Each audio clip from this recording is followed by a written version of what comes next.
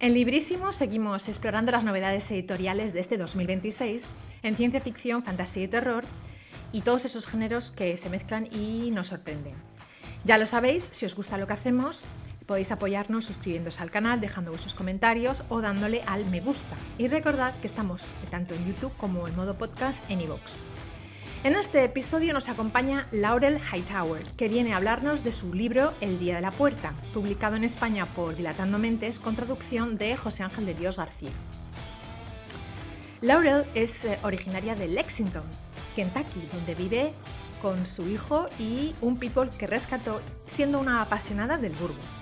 Amante del cine de terror y de las historias reales de fantasmas, ha sido nominada al prestigioso Premio Bram Stoker y es autora de numerosas obras, entre las que podemos destacar Below, Whispers in the Dark, Crossroads, Every Woman Knows This, Silent Key, Spirit Coven, The Day of the Door, o sea, la que vamos a tratar hoy, que es El Día de la Puerta, The Phone y The Long Low Whistle. Con más de 30 relatos publicados, su narrativa ha aparecido en numerosas antologías, consolidando su voz como una de las más destacadas dentro del terror contemporáneo. Y ahora sí, os dejamos con la entrevista.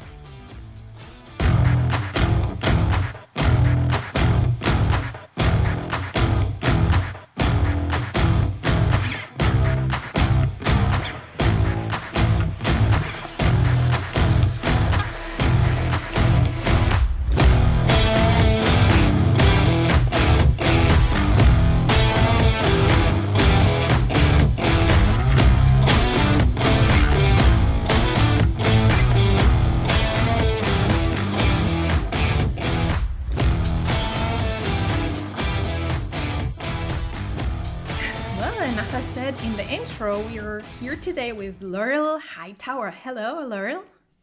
Hi, thank you so much for having me on. I appreciate it. We're very excited because finally one of your books is coming up in Spanish with the Spanish publisher Dilatando Mentes. I don't know whether you had any other book in Spanish before. Yes, with Dilatando, Okay. Whispers in the Dark, and then which I think is Susurros, En la Susurros oscuridad o en la noche. Yes, thank you. Something Yes, like that. Yeah. And then Crossroads as well, which was in Encrucijado. Encrucijada.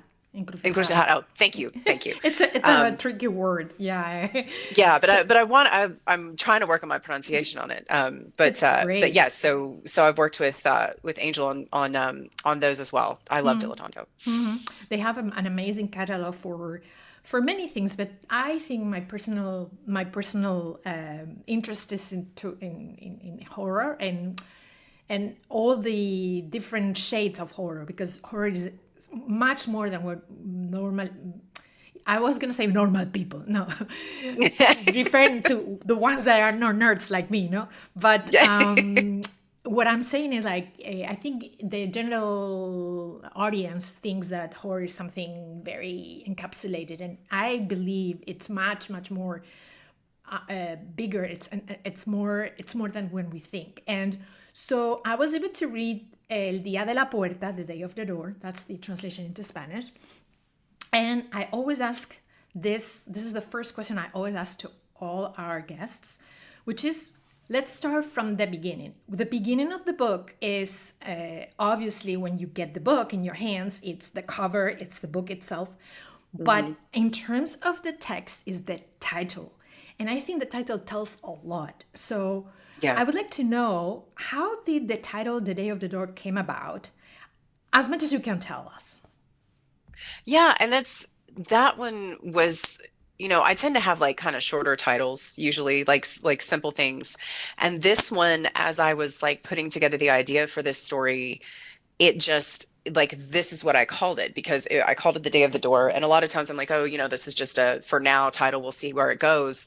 But to me, it's what it meant, because I think most people when they reach adulthood, experience certain things where there's a before and an after this thing happened. You know, like if you lose someone, you lose a parent, there's your life before that and after that. And if something, you know, hugely traumatic happens, you know, or even something good, but, you know, a lot of times it's trauma. There's this idea of who you were before it happened and who you were after.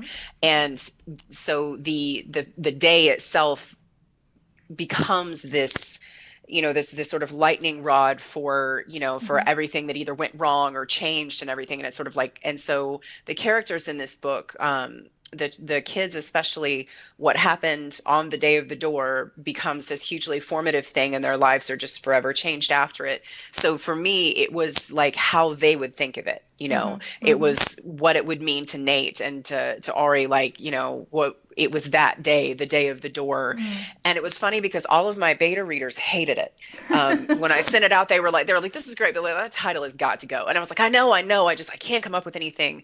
You know, I sent it to my publisher, Max, and she, you know, read through it, and I had said, hey, I know the title sucks, like, you know, so don't worry about it, maybe you can help me workshop.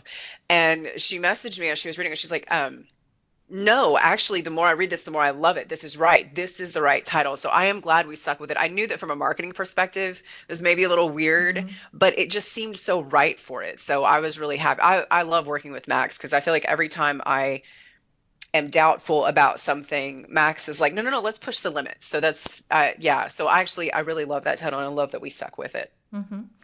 And I have to say, the title was one of the things that attracted me to to the story. Oh, good. Okay. Yeah, because I thought, hey, wait a minute, this is something it's unusual. And then the cover of the original Yes. was like, whoa, okay. I don't know what it is, but there's something. This is calling me, right? So, which Good. normally happens to when something is going to, you know, affect you in some way. So, do you remember when and where were you when you had the idea for this book? I think so, actually. Yeah, it was two ideas that had kind of like been isolated, you know, and like sometimes you realize that what you have is an idea and not really a story yet. You know, you're like, okay, there's this thing that I want to include, and I had wanted to write about this family. You know, that was kind of spinning in my head, but I was like, I don't know what do I tie it into? How do I expand upon it? And I was watching it's a show called, it's like a reality, like recreation show. And I think they have Haunted, and then they have Haunted Latin America.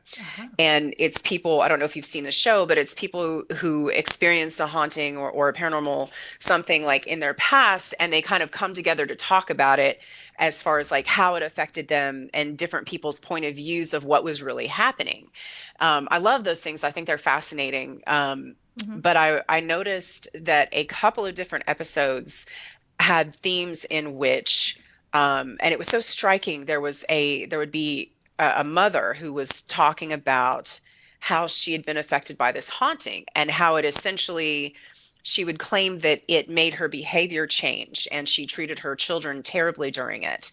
And I'm listening to this one woman in particular, and she's going on, and all of her language is very me-centered. You know, she did horrible things to her children, and she's like, and it was so rough for me, and it targeted me, and it was me, you know, this kind of thing.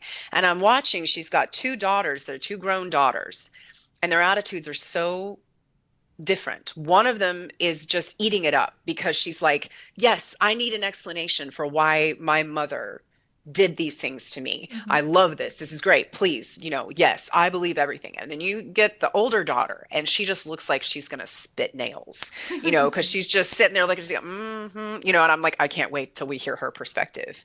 And so that was when I was watching that was when it kind of came together, that I was like, okay, this is where I can meld these two stories, is I can look at this, because I also, you know, was questioning as I'm watching it. I'm watching this woman, you know, I'm like, okay, there's going to be people who say, yes, this was a possession or a haunting. And there's going to be a lot of people who say, no, this was a form of mental illness, or it was narcissism or whatever. And I got interested by the idea of like, how much does that matter with respect to our responsibility towards our children? So that's where that really the wheels started turning, and I was like, okay, I want to explore this, because a lot of times you do get that. Paul Tremblay's A Head Full of Ghosts is a fantastic book that I love, and his are always very ambiguous, and that's kind of like, was there actually a ghost, or or demonic or anything, or was this all just these actions? And particularly when you come to being a parent, I look at it like, your responsibility doesn't change either way. As possibly silly as it sounds to be like, what are my responsibilities to my child in the event that I get possessed? It's kind of the same as with anything that might happen to you. Maybe you develop an addiction. Maybe, you deal with mental illness, something that can have an impact on your children. And what are your responsibilities as a parent to make sure that it doesn't negatively impact them? So that was, that very long answer, but that was when it all kind of came together for me. And I remember being very excited, like, yes, I can finally write this. So. And do you remember when was that, roughly? Not at all. I think it came out in 2024. Okay. I probably started working on it maybe in 2022 or 2023. And I had actually written it for another publisher who they were brand new, and they were friends of mine, and they wanted to put something out by me to launch the press. And I was already loving this and working on it, and I sent it to them, and they were like, "We are not the audience for this." And I was like, "Okay." But you mentioned the cover, the Trevor Henderson cover, which is just lives in my nightmares. But that cover came about because Trevor he posts art all the time. And so he posted that, and I responded. I was like, "Oh, this makes me want to write this story." And he was like, "Oh, you really, really should." And then my publisher, Max, was in my DMs like, "Do you wanna?" And she bought me the cover, and I was like, I've actually already written this, and it works, like the ghostly sort of thing. I love having like the image of it. So yeah, like that whole thing was it was so much fun to come to it from that way, and work with Max and with Trevor again was wonderful, because I love Trevor's work. And it's very compelling, I think. And once you start to read the story, it all makes sense. The colors, the expressionism. I love expressionism. I think it's very it tells a lot with few strokes, I think. And I think that's why it works so well. So this is a horror book, and but there's so much more than just things that make your hair crawl. It's about toxic family dynamics. It's about trauma in your childhood. It's about addictions and mental health. It's about also haunted houses or possessions or both. And what I liked about is that a friend of mine said horror is a genre where it's about the setting, of course, but it's because it's about emotions. It's about strong emotions that you with the words and with the story, it come into the surface. And sometimes they are painful. Sometimes you're not aware of them. Sometimes they make you feel uncomfortable. Oftentimes it makes you feel good because you are not in the book. Yeah. So they cannot really, it cannot affect you. So that's the satisfying part. But this is horror. So what is it about horror that attracts you so much? I think that's I think you nailed it with saying that it's about the emotions. It's about what it evokes. And there's the combination of the horror that I'm one of those people that, Halloween kid, like all the way back.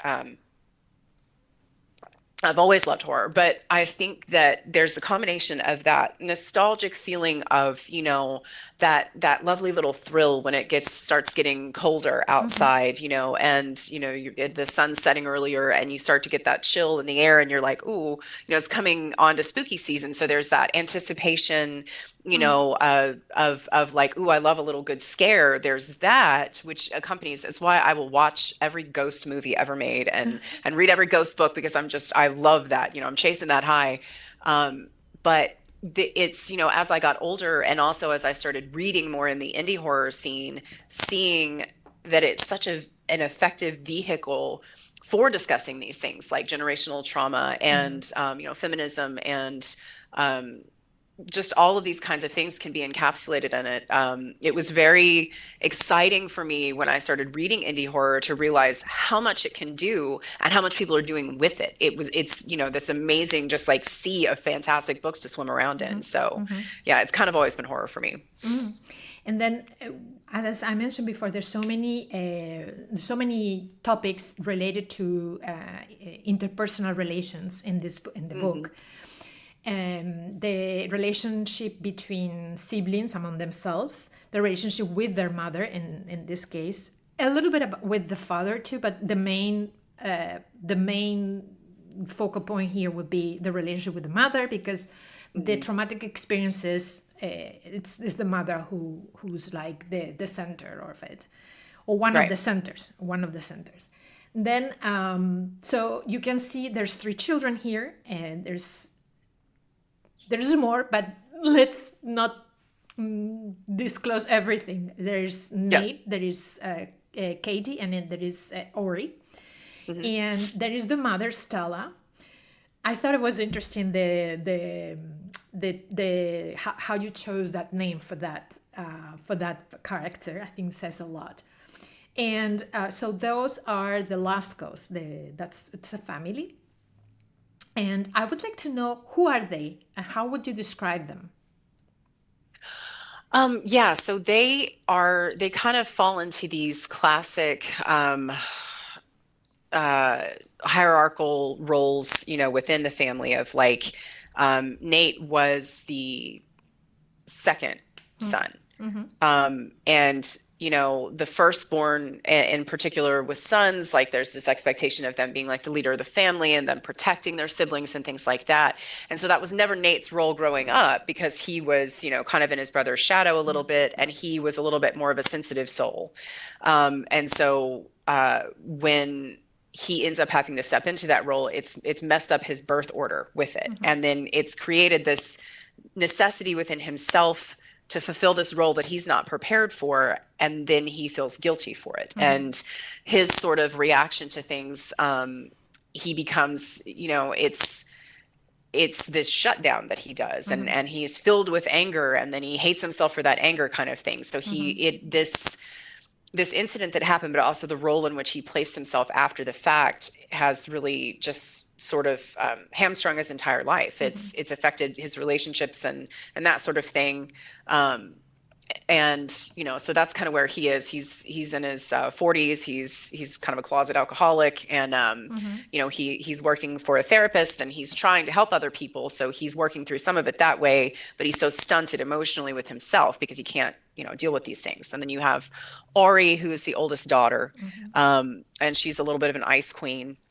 She is, probably somewhere in the neurodivergent spectrum, but never diagnosed. Yeah. And that's another thing too. A lot of the siblings view each other as being a better version of what they all could be. Yeah. Nate looks at Ori and is like, she's got everything together. She makes good money. She doesn't need help from anyone. She's aloof, and then you learn later on, that she doesn't exactly love that part of herself. And then you have the youngest daughter, Katie, and she's falls into that traditional role of sort of being babied, but also because of that, more of her childhood was robbed.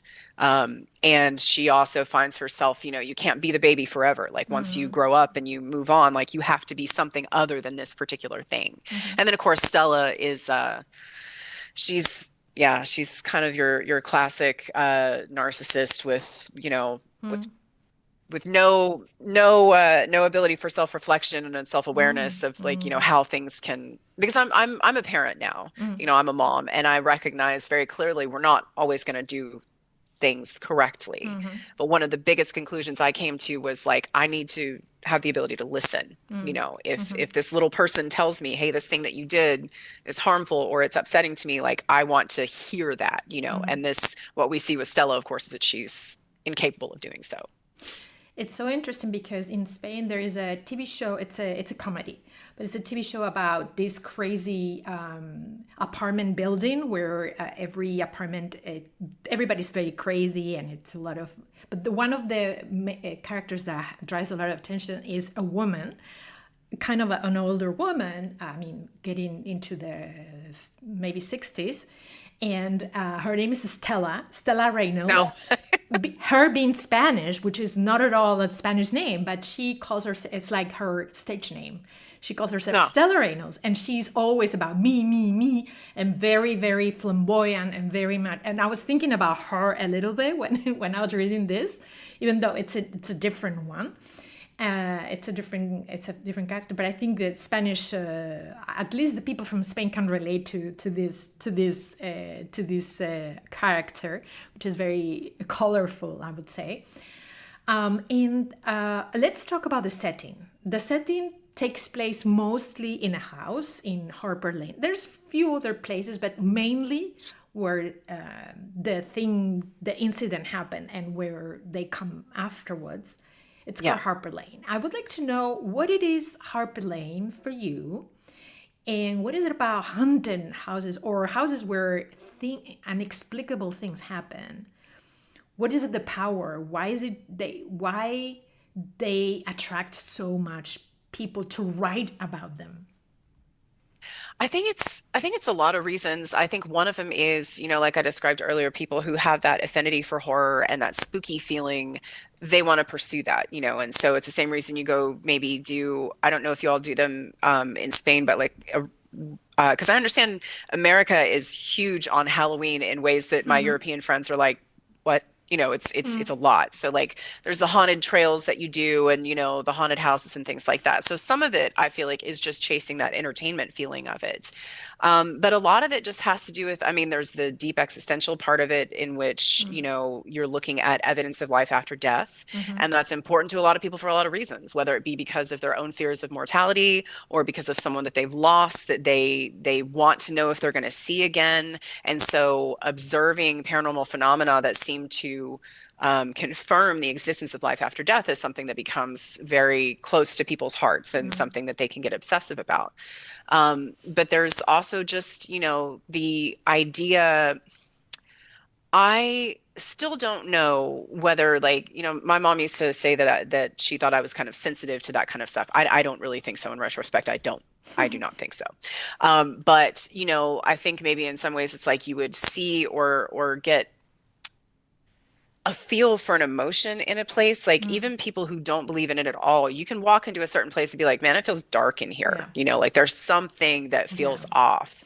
And so I like exploring the idea of what is that? Where does it come from? Are we talking about something that's sentient, something that can, that can make movements or make decisions or interact with us in some way? Are we dealing more with the idea of just emotions imprinting themselves on the physical atmosphere, which is absolutely something that's observable. You can walk into like an elevator where two people have been having an argument and it's like the air is just thick, and so when you deal with, a lot of us have complicated feelings maybe about our childhood home. Maybe it's someplace that we miss. Maybe it's someplace that we had to leave when we didn't want to. Maybe it's someplace that's full of a lot of really unpleasant memories. And so that's the other part of why the house on Harper Lane becomes this focal point for everything that happened, for one thing, that, on that particular day, but everything that led up to it too. And so much of it has to do with the adult children, the adult Lascos needing answers for that. And the only place they think they're going to find these answers is where everything happened and kind of having to return to zero ground on it. Exactly, and it's also the like the stage of emotions, or the stage for emotions, and how as you explain it, how they affect us even in different times of our lives. No, it's not maybe the same when we're small and how we process it. Also, no, it's also about how to a little bit. I think. It's about parenting. This story is about parenting. And also one thing that I think now we talk about it more, but up to maybe when I think the first time I saw Alien, I thought about that. But how horrific, if you think about it, maternity could be, because you have, something Oh inside yeah. of you that comes out, and sometimes you're not ready, and all those things. And it's romanticized because you're supposed to love your child, and it's supposed Yeah. to be something that you Yeah. choose, even though sometimes it's not what you choose. But I mean, to have a child, I mean, but we try to just see it as from the most positive light, or in the most positive light, but sometimes it doesn't work. Yeah. So I wanted to talk about parenting, and you spoke a little bit about it, but how oftentimes the place that you're supposed to be more secure, your family, it's the one that really all the horrors come, or the most horror, or you don't feel safe at all, and the Yeah. damage that they can do to you, and the relationship with your mother, which is supposed to be something very positive. You're supposed to feel that she's protecting you and she's making the best choices for you, but sometimes it's not. So I wanted to Yeah. know about why you choose to. You could have many times it's the father figure who was Hmm. the one that traumatized the whole the dynamics. I don't want to go too much into it, but the Yeah. dynamics in the family. But in this case, it's very clearly the mother. Why did you make that choice? Um, I guess I don't know how clearly I thought about it. I think just because Stella was always going to be the character who, you know, who acted the way that she did, and her approach to parenting is it's pretty selfish, because it has a lot to do with like how do I define myself through these children and their relationship to me, and when you don't put in the effort but then expect, because she's very much about appearances, she's everything is very skin deep with her, and so she would want to be viewed as a certain type of person, a certain type of mother, both by her children and by outsiders and any sort of thing like this. And I do think it's something that I explore motherhood themes a lot in what I write. And part of it is because it's just, I really like that you pointed out that it gets romanticized a Mm-hmm. lot. And that's something that's always kind of gotten under my skin. I like, it's an odd quirk, but I always hated all the terminology that went along with being pregnant. When people say things really cutesy, Mm-hmm. and they're like, "Oh, bun in the oven." I'm like, "I'm gonna go puke now." That those kinds of things, because it is something that. And I firmly believe you can absolutely have the most fulfilling and wonderful life without children. They're not a necessity. I adore mine, and it was very much the right choice for me, but it was not a straight and easy path. And so, and the other part of it is the way that women get abandoned by society once they've given birth. Mm-hmm. Everyone thinks it's super cute to go touch the pregnant woman's belly, do that and lose a hand kind of thing. But, everyone cutesies up that process that you Mm-hmm. are dealing with actually something that is exhausting. It endlessly changes your body. It's a ripe for body horror because, like you said, it is kind of like Alien. It is. You've got a parasite. You have this Yes, yes. parasite. Mm-hmm. And exploring the idea of the way that we just launch that onto women and then walk away, because it is so romanticized that we think that by handing her that little wrapped up bundle, that's the end of the story, the credits roll, everything's wonderful. But no, that is when things really get hard. Mm-hmm. So I don't like that there does tend to be a leaning towards constant blame of mothers for anything that goes wrong. If you have a single mother raising a family, and anything goes wrong, it's her fault. Well, why are we not looking at the fact that the man walked away from the entire situation, Mm-hmm. or that nobody offered her any assistance? Because when you deal with things like postpartum depression, just general sort of depression, as people, and if there's money troubles, that always compounds things. You have somebody who's cast adrift with no support system, but still expected to do this incredibly hard, intricate job, Mm-hmm. forever. So I don't, I like to look at different versions of mothers in it, because I don't know, there's a certain type of parent who parents about themselves.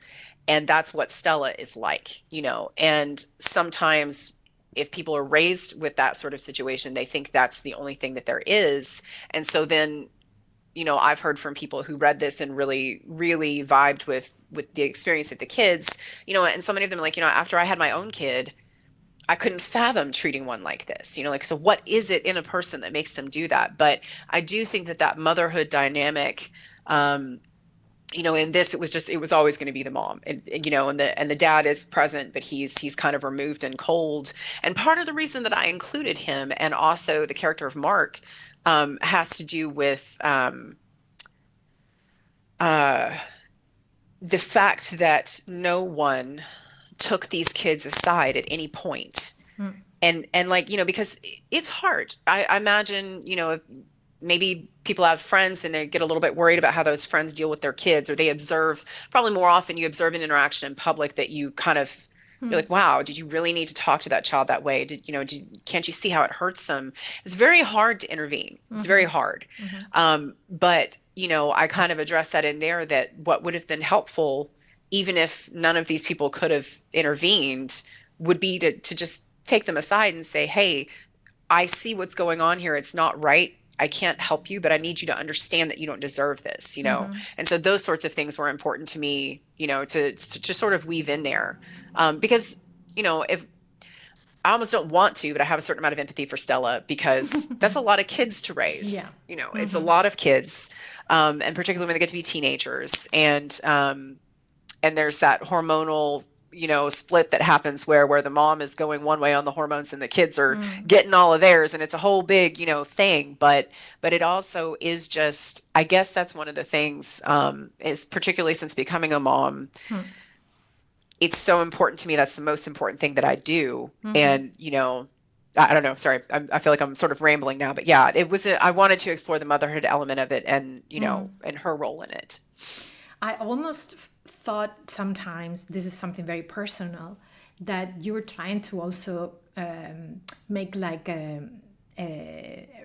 just connect postpartum depression, like a long one that hasn't been treated, and therefore it becomes like a chronic depression, with this possession kind of, with the phenomenon. And I thought it was very interesting because oftentimes in different cultures, when somebody is behaving in an unreasonable way, they can kind of say, well, there is a spirit that came. And for example, in my Knock of the Boots, would be the genie, right? There's a genie who came and possessed this person, and that's why she or he is acting like that. So it has like a social role, right? So normally when we can explain something, we go into the supernatural catalog and try to find, okay, well, what can we, so I was going to ask you about that, about this kind of like the idea of attacking, in this case is a woman's depression, chronic depression, without taking away her responsibility, but she's clearly in a depression, and she has this kind of like narcissistic, a very, very narcissistic personality on top of that, and she's convinced that she's or possessed, or somebody is, or something, an entity is kind of like interfering with her life. Yeah. And that's interesting, on the cultural aspect of that. Because now that you mentioned that, that's something I have come across sometimes in my reading, and I think I do think it's interesting, but it's also was a little bit about sort of the seed of the story too, is like whether you want, whether at the end of the day you conclude that there's something paranormal or it's a mental illness. And I wanted to tread very, very lightly on that, because I don't ever want to send the message that people are, that mental illness is something that you're personally responsible for, and that, screw you if you have it and you're not doing the right thing, pull yourself up by your bootstraps, choose your phrase on that. I wanted to tread lightly on it, but it also, again, as I was watching this haunted Latin America and watching this, and I'm thinking, is this woman disturbed in some way? But Mm.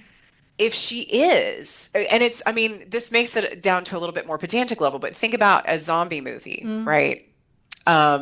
You're dealing with zombie apocalypse, and the parent is taking care of their child, but they get bitten, Mm. right? So they know that they're about to become this thing. Yeah. Like, it's not their fault. Mm. But what are their responsibilities in this instance to make sure that Mm. this doesn't interfere with their child? What do you have to do to keep them safe? Mhm. And that, again, that's hard with mental illness because, as I think most of us are familiar with, it works against healing. So many mental illnesses work against that, make it hard to seek assistance, make it hard to get medication.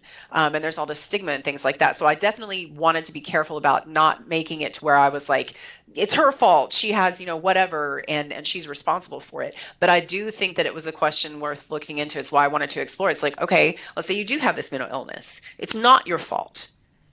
But what are your responsibilities to make sure the impact of that mental illness does not hurt your child? What Yeah. do you have to do in this instance? And talking about writing the story, what do you think was the biggest challenge and the easiest part? Um, Gosh, the biggest challenge. Um,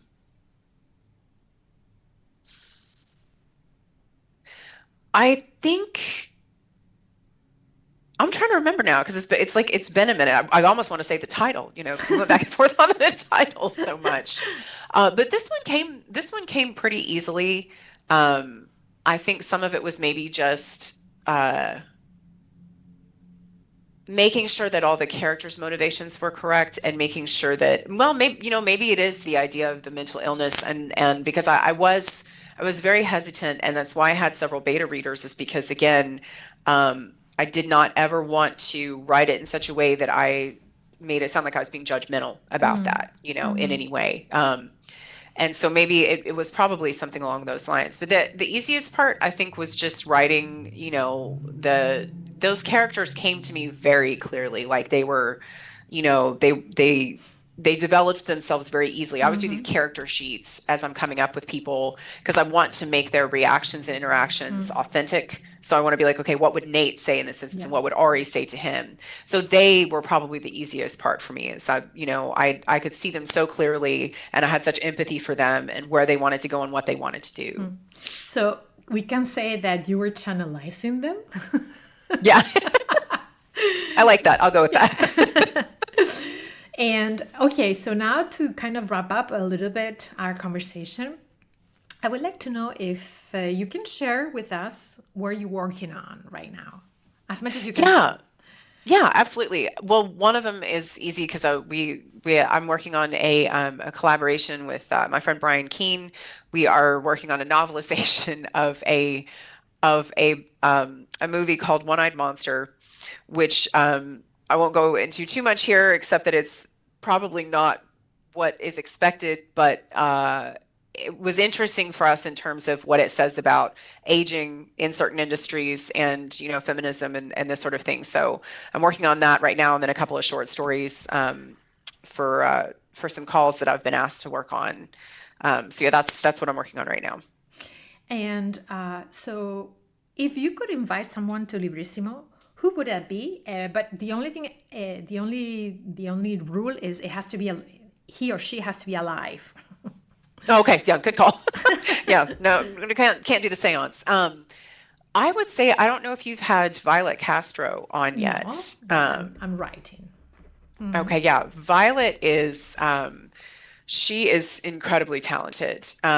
She writes ghosts and possessions. She writes a lot of like folkloric stuff. I believe her family is originally from Mexico, and so she's introduced a lot of these really cool folkloric elements that I've seen. Her book, The Haunting of Alejandro, absolutely incredible.